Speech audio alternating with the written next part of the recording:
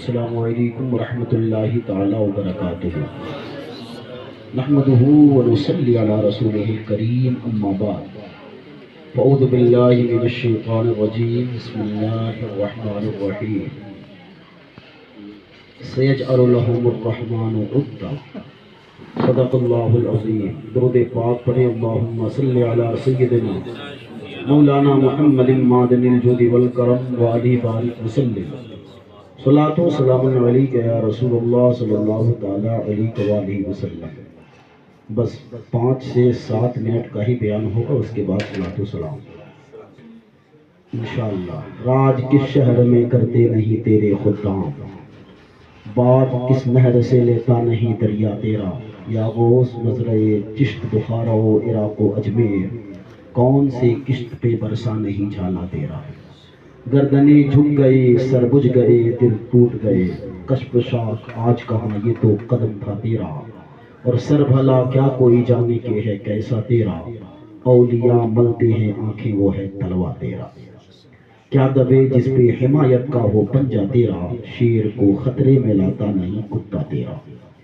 رفیقان گرامی، ماہ ربیع الثانی اپنے تمام تر رحمتوں برکتوں کے ساتھ رحمتوں کی گھٹائے لیے آیا بھی اور رخصت بھی ہو گیا، لیکن محبوب سبحانی قطب ربانی پیر لابانی شہباز لامکانی قندیل نورانی الشیخ ابو محمد عبد القادر جیلانی محی الدین الحسنی والحسینی ثم البغدادی پیر پیرا میر میرا غوث اعظم دستگیر بڑے پیر رضی اللہ تعالی عنہ کا فیضان ابھی بھی جاری ہے اور انشاءاللہ جاری رہے گا۔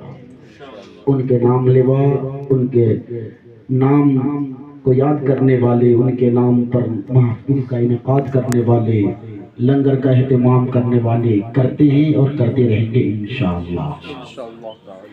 اللہ رب العزت نے بے شمار نعمتیں پیدا فرمائی ہیں، بے شمار نعمتیں، ہم ان نعمتوں کو شمار نہیں کر سکتے ہیں۔ یہ آنکھ نعمت ہے، اگر آنکھ نہ ہو تو دنیا اندھیار نظر آئے، ہاتھ پاؤں نعمت ہے، یہ زمین آسمان کائنات کی ہر چیز اللہ کی نعمت ہے۔ اسی طریقے سے اللہ رب العزت نے اخروی نعمت بھی بے شمار پیدا فرمائی ہے، جسے روحانی نعمت بھی کہہ سکتے ہیں آپ۔ اللہ رب العزت دنیاوی نعمت ہر کسی کو دیتا ہے۔ اللہ رب العزت، تھوڑی سی توجہ دے لیجیے، اللہ رب العزت دنیاوی نعمت ہر کسی کو دیتا ہے، جو اسے مانے اسے بھی دیتا ہے، اور جو اللہ کو نہ مانے اسے بھی اللہ دنیاوی نعمت عطا فرماتا ہے۔ لیکن دینی نعمت، اخروی نعمت، روحانی نعمت اللہ اسی کو عطا فرماتا ہے جس سے وہ محبت فرماتا ہے۔ اس کا وعدہ ہے کُلًّا نُمِدُّ ہؤلاء وہؤلاء من عطاء ربک وما کان عطاء ربک محظورا۔ محبوب ہم انہیں بھی دیں گے جو دنیا کے طلبگار ہیں، محبوب ہم انہیں بھی دیں گے جو دین کے طلبگار ہیں، اور میرے اس دینے میں کسی کی کوئی پابندی نہیں، کوئی روک ٹوک نوک جھوک نہیں۔ محبوب ہم دونوں کو دیتے ہیں، جو دنیا مانگے گا ہم کچھ نہ کچھ اسے عطا کریں گے، لیکن جو دین مانگے گا مانگنے سے سوا عطا کریں گے۔ اللہ رب العزت، اللہ کے پیارے رسول صلی اللہ تعالی علیہ وآلہ وسلم فرماتے ہیں، یہ حدیث پاک المستدرک کی ہے علی الصحیحین کی، حضرت عبداللہ بن مسعود روایت کرتے ہیں، ان اللہ قسم بینکم اخلاقکم کما بینکم ارزاقکم وان اللہ یعطی الدنیا من احب ولا یحب، اور فرمایا ولا یعطی الدین الا من احب۔ فرمایا کہ اللہ رب العزت تمہارے درمیان جس طرح رزق کو تقسیم فرماتا ہے، ایسے ہی تمہارے درمیان اخلاق کو، تمہارے اعمال کو بھی تقسیم فرماتا ہے۔ فرمایا ان اللہ یعطی الدنیا من احب ولا یحب۔ فرمایا لیکن دنیا کا معاملہ یہ ہے کہ جو عطا اللہ رب العزت عطا فرماتا ہے تو اسے بھی عطا فرماتا ہے جس سے وہ محبت کرتا ہے، اور اسے بھی عطا فرماتا ہے کہ لا یحب، جسے وہ پسند نہیں فرماتا، جسے وہ محبت نہیں کرتا۔ وَلَا يُؤْتِ الدِّينَ إِلَّا مَنْ أَحَبَّ، لیکن دین اسے ہی پسند فرماتا ہے جس سے وہ محبت فرماتا ہے، اور جسے وہ دین عطا فرما دیتا ہے اسے ضرور محبت فرماتا ہے۔ بے شک حق ہے، پھر اللہ اسے محبت فرماتا ہے تو ایمان کی دولت عطا فرماتا ہے۔ حق ہے، بے شک۔ ہم مومن ہیں، صاحب ایمان ہیں، صاحب ایمان ہیں، صاحب اذعان ہیں، قرآن ماننے والے ہیں، رسول کو ماننے والے ہیں، اللہ ہم سے محبت فرماتا ہے، اس لیے ہم مومن ہیں، اللہ کے پسندیدہ بندے۔ یہ بڑی شرف کی بات ہے۔ اچھا، اللہ جس سے محبت فرماتا ہے اسے مومن بناتا، اور بندے سے محبت فرماتا ہے تو اسے عالم بنا دیتا، اور محبت فرماتا تو اسے شیخ طریقت بنا دیتا ہے، اور محبت فرماتا ہے تو اللہ اسے ولایت عطا فرما دیتا ہے۔ اسے اللہ بہت زیادہ محبت فرمائے تو اسے ولی بنا دیتا ہے۔ ولی کون ہوتا ہے؟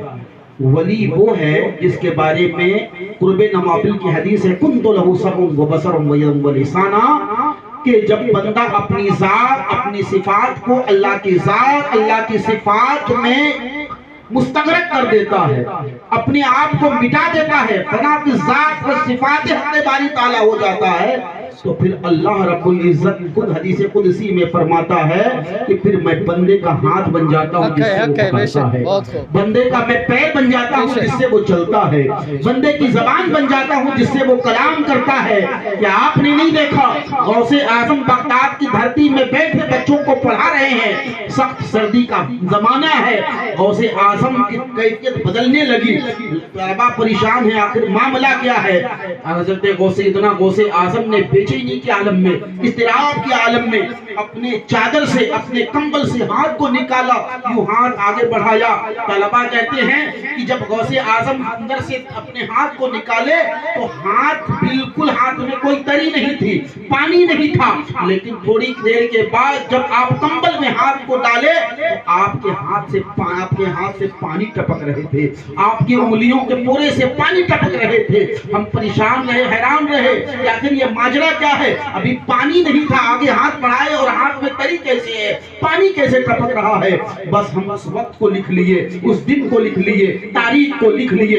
1 مہینے کے بعد کچھ قافلے والے آئے اور کچھ تحائف لے کر آئے، کہا حضور اگر آپ دستگیری نہ فرماتے تو ہم بچ نہیں سکتے تھے۔ لوگ پوچھنے والوں نے پوچھا کہ کیا معاملہ ہے؟ فرمایا کہ ہم سمندر میں سفر کر رہے تھے کہ دفعتاً ہوائیں ہمارے خلاف چلنے لگی، ایک موج سا اٹھا، ہماری کشتی کو عنقریب و پاس ہوا کر دیتی، لیکن ہم سب زندگی سے مایوس ہو گئے اور سب لوگ یا اللہ کا ورد کر رہے تھے۔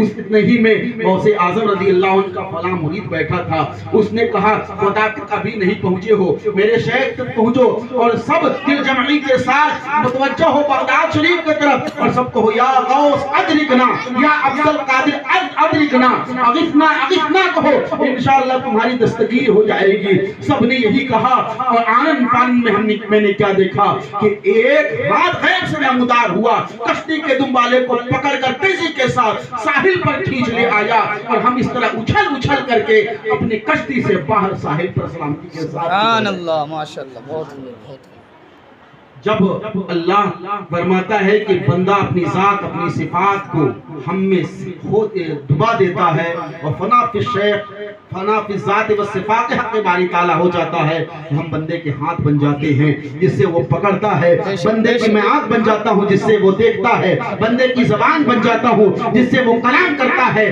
بندے کا میں پیر بن جاتا ہوں جس سے وہ بندہ چلتا ہے تو وہ اس کا چلنا خدا کا چلنا مانا جاتا ہے۔ حقیقت یہ نہ سمجھ لے کہ اللہ اس میں حلول کر جاتا ہے، نہیں، اللہ کی قدرت، اللہ رب العزت اسے اتنی طاقت عطا فرما دیتا ہے، اتنی معرفت عطا فرما دیتا ہے، اتنا تصرف عطا فرما دیتا ہے کہ اس کا ہر کام اللہ کا کام مانا جاتا ہے، اور اس سے جو ظاہر ہوتا ہے اسے کرامات کہتے ہیں۔ اصل میں کرامت یہ نبوت کی دلیل ہوتی ہے، اور جو نبی معجزہ دکھاتا ہے یہ نبی ہے، اور نبی جو ہوتے ہیں وہ اللہ کی قدرت کے معرفت، وہ اللہ قدرت کے مظہر ہوا کرتے ہیں، یعنی نبوت مظہر الہی ہے اور ولایت مظہر نبوت ہے۔ غوث اعظم رضی اللہ اللہ تعالیٰ ان تمام ولیوں کے سردار ہیں، نبوت کے بعد ولایت کے اس مقام اقصی پر فائز ہے جہاں بڑے بڑے ولیوں کی رسائی نہیں ہوئی۔ اللہ رب العزت ہمیں سچا غلام غوث بنائے، غوث اعظم کے فرمان پر عمل کرنے کی ہمیں توفیق عطا فرمائے، غوث پاک کی ارشادات اور تعلیمات پر عمل کرنے کی توفیق عطا فرمائے۔ وما علینا البلاغ۔